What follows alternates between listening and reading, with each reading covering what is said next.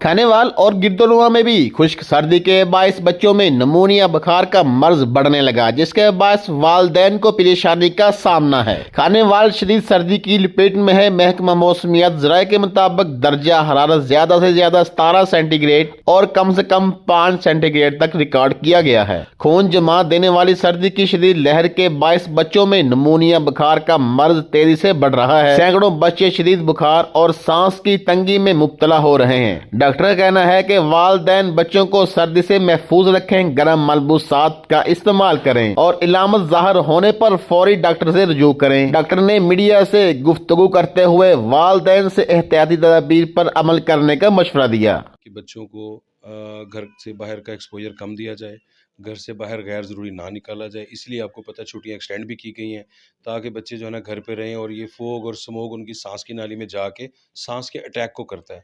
जिसको पहले खांसी नज़ला ज़ुकाम होता है उसको फिर ये दमकशी बन जाता है।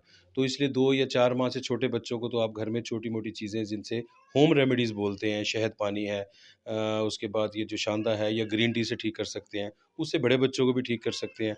लेकिन उसके साथ जब भी इन बच्चों को खांसी, उसके साथ सांस की तकलीफ और पसली चलने लग जाए, जिसे घड़ा पड़ना कहते हैं, गांव में चेक करते हैं लोग या बूढ़ी औरतें चेक करती हैं, वो फिर आप अपने डॉक्टर को ज़रूर चेक कराएं। और जो सेल्फ मेडिकेशन है, जो घर की अपनी मर्जी से अद्वियात देनी है आप बच्चों को, वो अपने बच्चे के डॉक्टर से मशवरा किए बगैर मत दें। सर्दी से बचाव और एहतियाती तदाबीर से बच्चों को नमूनिया समेत दीगर वबाई अमराज से बचाया जा सकता है।